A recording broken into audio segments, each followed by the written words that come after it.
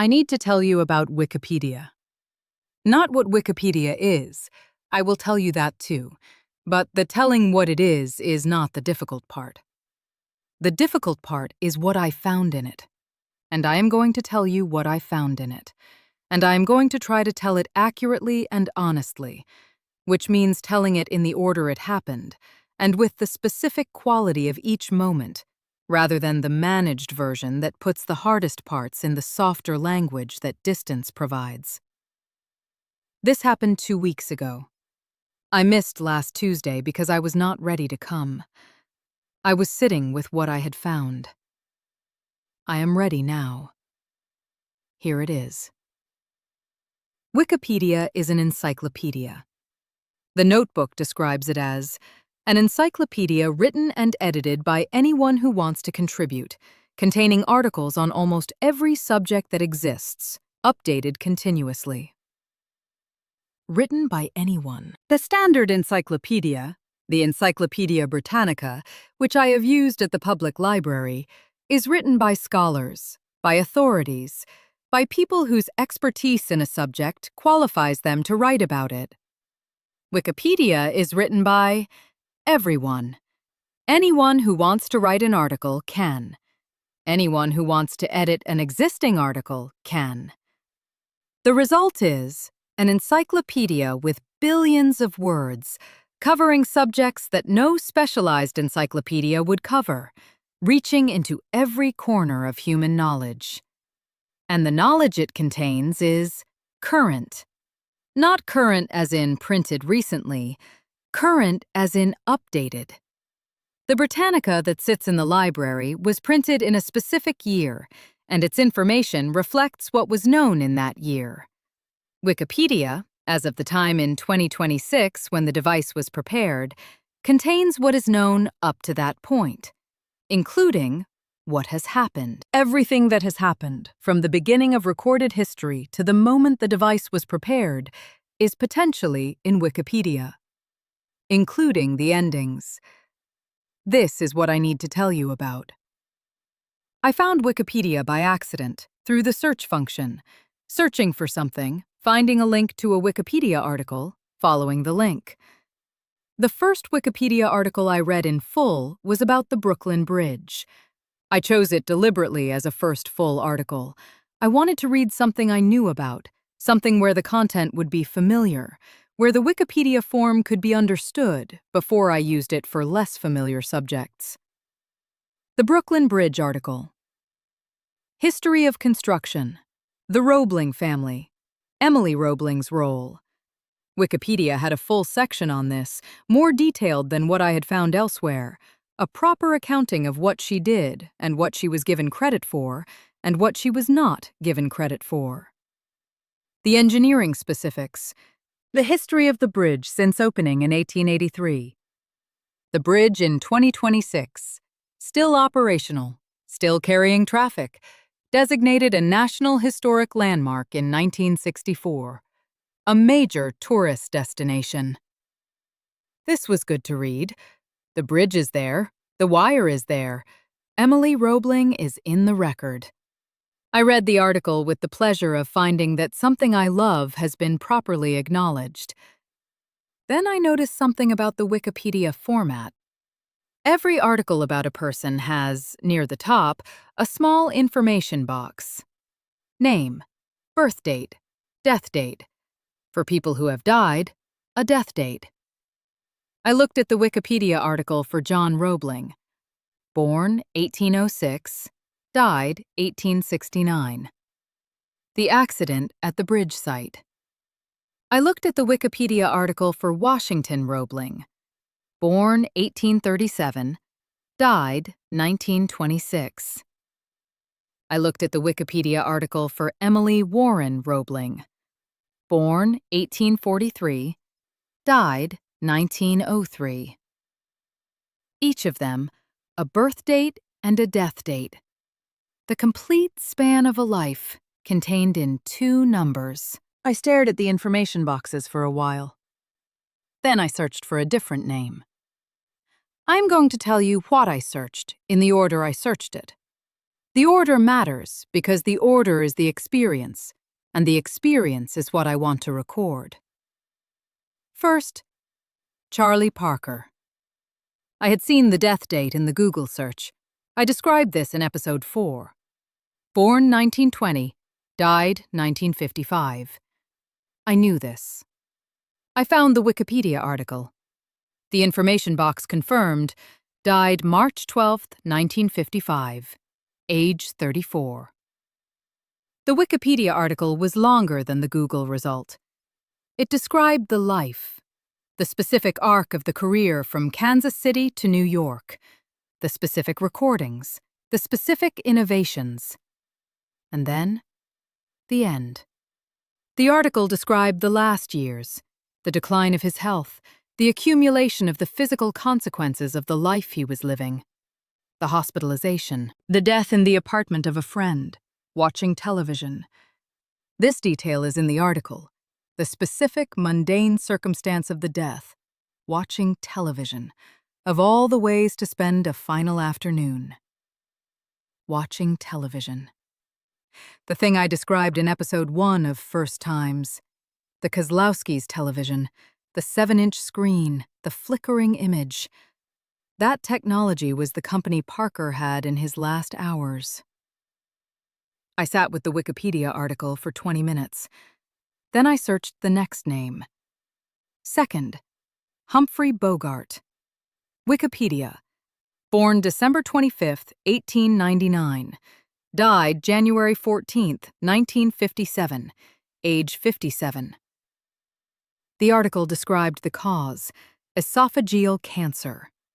The article described the treatment, which was surgery and radiation, and the declining health in the final year, and the death. I had predicted this in episode 16 of First Times. He will not, I think, have a very long career remaining. I was more right than I wanted to be. January 14th, 1957. He is 49 years old right now. He has 8 years. I read the Wikipedia article, and I thought about the cigarette advertisements, the Camel advertisements, the doctor in the white coat recommending them. More doctors smoke Camels. I thought about Jack at the bar with the pack of Camels on the table. I thought about the Surgeon General's report that won't come until 1964, and that I knew was coming, but that is not here yet. I closed the Bogart article. Third, Lauren Bacall. Wikipedia. Born September 16, 1924. Died August 12, 2014. Age 89. I read this date slowly. August 12, 2014. She was born in 1924, and she died in 2014, and she was 89 years old, and she outlived Bogart by 57 years. 57 years. He died in 1957. She died in 2014. She spent 57 years after him. The article described her career after Bogart, the theater work, the other films, the specific continuation of a professional life after the personal life's central partnership had ended. The article was long. The career was long. I was glad she had a long career. I was glad she was 89. I was also thinking about the 57 years. I put the device down for a while after Bacall. Then I picked it up and searched the next name. Fourth, Jackie Robinson. Wikipedia. Born January 31, 1919. Died October 24, 1972. Age 53. 53. I knew the date from the first time searches. The number did not surprise me. But reading it in the Wikipedia article, in the specific format of the information box, the birth date and the death date side by side, the span of the life in 2 numbers, was different from knowing it abstractly. 53 years.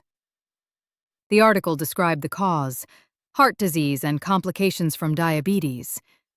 The article described the last years, Robinson becoming progressively more blind due to the diabetes, Robinson watching the civil rights movement that he had, in some specific way, helped make possible, watching it as an older man, watching the outcomes of things he had set in motion.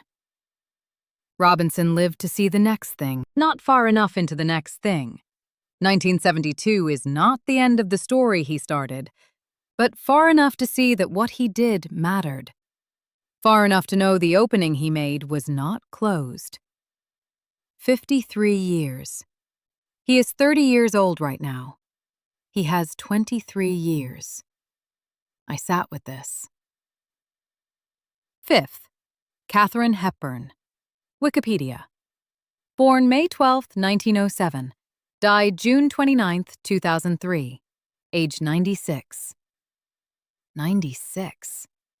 I had predicted, she will be 70 years old someday. She will still be wearing the trousers. She was 96 years old.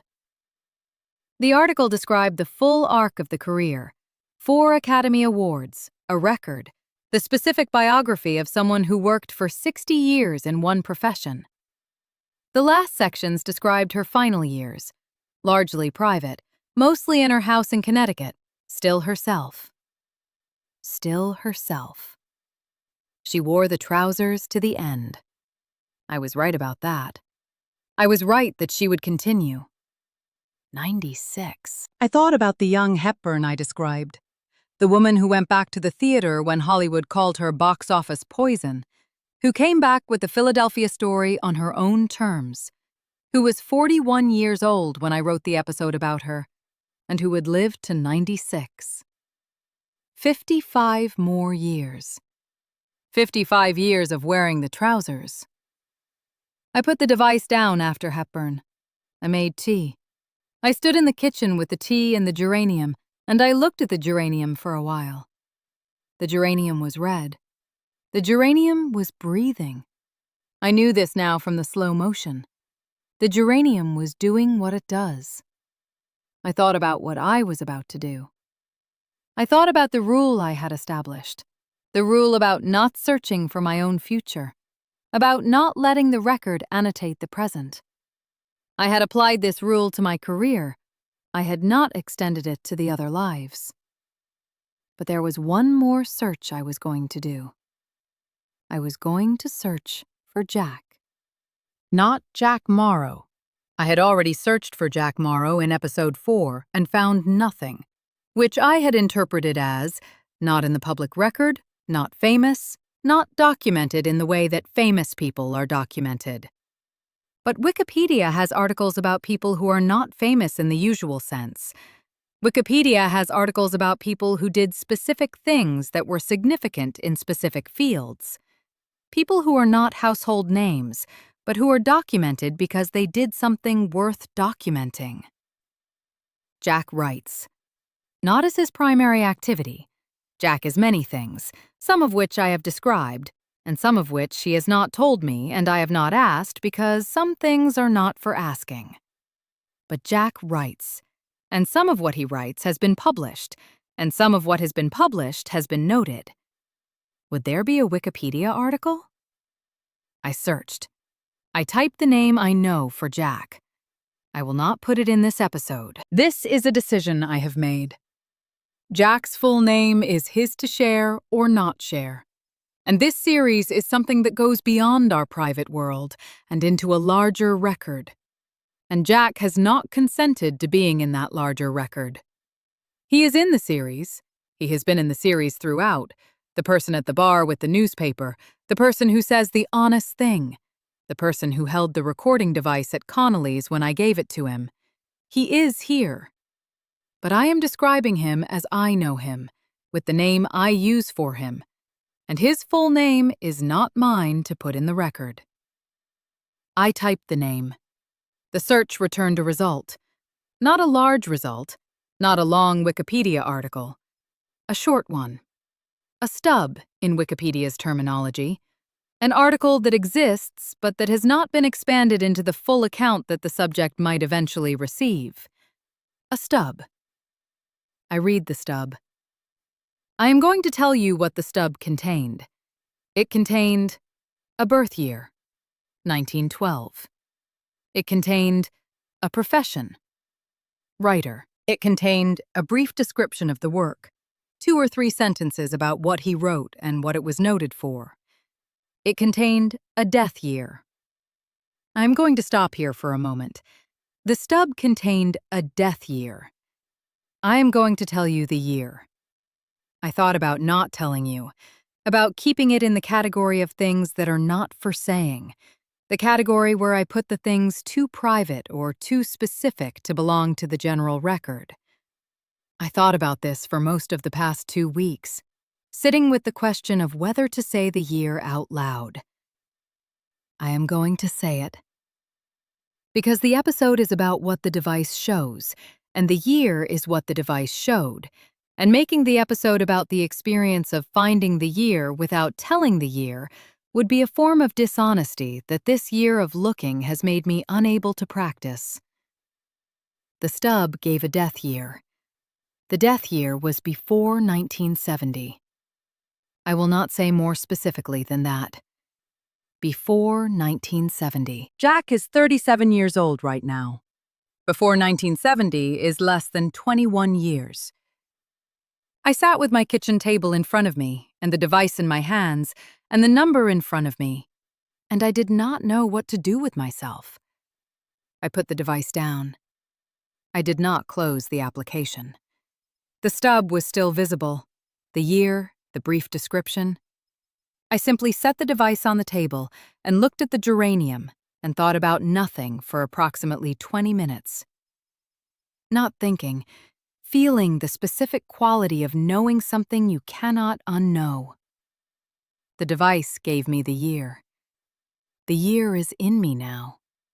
It will remain in me. I cannot put it back in the device. I cannot decide retroactively not to have searched. I searched. I found. The finding is permanent. After 20 minutes, I closed the Wikipedia article. I did not delete the browser history. I tried, not knowing if this was possible, and found that it was not straightforwardly possible with the device's settings as I understood them. The search exists in the device. The year exists in the device. I put the device in the box it came in. I put the box on the shelf. I did not use the device for 3 days. I want to tell you about the 3 days, because the 3 days are part of what I want to report. The 3 days were ordinary. I went to work. I had a meeting with Harriet. I walked to the grocery store and bought bread. Not from Goldstein's that day, from the store that is closer when you are not specifically going to Goldstein's. I cooked dinner. I read. I slept. Ordinary. And underneath the ordinary, the year. The year was there the way the bomb is there, in the background, present, not the dominant feature of every moment, but not absent either. The specific background weight of a thing you know and cannot unknow. I had spent the year of the First Time series learning to be present in ordinary moments. The coffee, the geranium, the walk with Parker in my ears, the specific quality of ordinary things attended to fully. The year was in the background of the ordinary things, and yet the ordinary things were still there. The bread from the store. Not as good as Goldstein's, but bread, and bread is good. Dinner. Sleep. The geranium, red, on the windowsill, doing its slow-motion breathing that I can now see when I look for it. The ordinary things were still there. I was still here. The year is in the future. The future is not now. On the 4th day, I took the device out of the box. I did not search anything. I sat with the device turned on, the screen showing the home screen with its grid of small squares, and I thought about what to do. The question, do I tell Jack? Not tell him the year. I cannot decide unilaterally to give him information about his own death that he has not sought and cannot now unsee. That decision is not mine to make. But do I tell him the device contains this kind of information? Do I tell him that I searched? Do I tell him what I found? I sat with this question for a long time. Here is what I arrived at. Jack knows I have the device. He held it at Connolly's. I gave it to him for an hour. I described this in the plan for the upcoming episode. And the hour with Jack is the next thing after this one. He has seen the device. He knows it is from the future. Jack is intelligent. Jack has, in the time he spent with the device, searched for things. Some of those things were about the future. He told me there was one thing he found that he would not tell me. He already knows that the device contains endings. He may have found his own. Or he may not have. I cannot know. What I have decided, I will not volunteer what I found. If Jack asks me, specifically, directly, did you look up when I die? I will tell him the truth. Yes, I looked. I found something. I will not tell him the year. He has the right to ask. He has the right to know that I know. He does not have the right to my silence if he directly asks whether I looked. But I will not volunteer. The knowing is mine. The not knowing is his. These are different things, and they can coexist. I have been thinking about Jack for 2 weeks. Not differently, I have not started treating him as a dying man, as someone whose remaining time I am now secretly counting down. I am not doing that. I am not capable of doing that sustainably, and even if I were, it would be the wrong response to what I know. What I have been thinking about is, what is a friendship when one person knows something about the other that the other person doesn't know? This is not an unusual situation. People know things about each other that are not shared. The doctor who knows the diagnosis before telling the patient. The friend who has heard something from someone else and hasn't passed it on. The specific asymmetries of information that exist in every relationship. This is an extreme version of that situation. I know, with the specific certainty of the Wikipedia article, something about Jack's future that he may or may not know about his own future. And yet, what I know is the year. I do not know the cause. I do not know the circumstances. I do not know whether the year will arrive as the result of something that can be avoided or as the result of something that cannot. I do not know whether the things that lead to the year are things that Jack could change if he knew, or things that no amount of knowing could change. The year is a number. It is not a story. And here is the thing I keep returning to. Jack has been living his life as Jack lives it, with the specific quality of presence and honesty and the saying of the honest thing that has made him the person he is. He has been doing this without knowing the year. The not knowing has not diminished the living. The living has been what it is. If I gave him the year, would it improve the living? Would he live more fully, more honestly, more presently with the year? Or would the year become the background of the living, the way it has been the background of my past 2 weeks? I don't know. I think the answer is different for different people, and that I do not know enough about Jack's relationship to such things to make the decision on his behalf. I will not make the decision on his behalf. I want to say something about what Wikipedia is for, or what it is used for, which is not entirely the same thing. Wikipedia is used as a reference. An encyclopedia you can look up information about anything. History, science, biography, geography, culture. A source for the specific fact you need when you need it. This is what it is used for. What I used it for, finding out when people die. Not the primary use, but a use that is available because Wikipedia contains the death dates.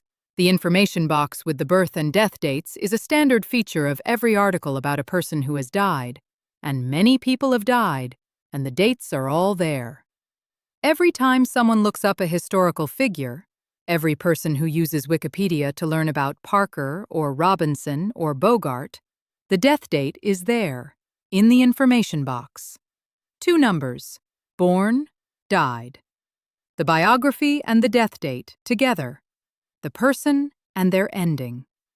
I had been using Wikipedia as a biography source. I found it was also a death date source. These are not separate things. The death date is part of the biography, is the concluding fact of every life, is the thing that makes a life rather than an ongoing story. But there is a difference between reading a biography of someone who died in the distant past and reading the death date of someone you are going to see on Saturday at Connolly's. The information box does not distinguish between these. Both entries look the same. The person who died in 1883 and the person who is alive right now. Same format, same information box, if the second person's date is in the record. Wikipedia cannot know, when it displays a death date, whether the person looking at the date knows the person who died. Cannot know whether the viewer is in the past, seeing the date as history, or in the past seeing the date as a fact about someone's future. Wikipedia is indifferent to the viewer's relationship to the subject. This is appropriate for an encyclopedia. It is not comfortable when the subject is Jack. I have been looking for the lesson in this for 2 weeks.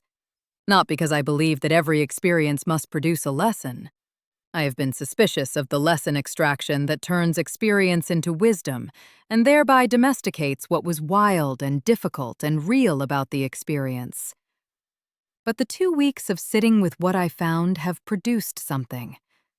Not a lesson exactly. A reorientation. Here it is. The device can tell me when things end. The device cannot tell me how things were. The Wikipedia article about Parker contains the death date.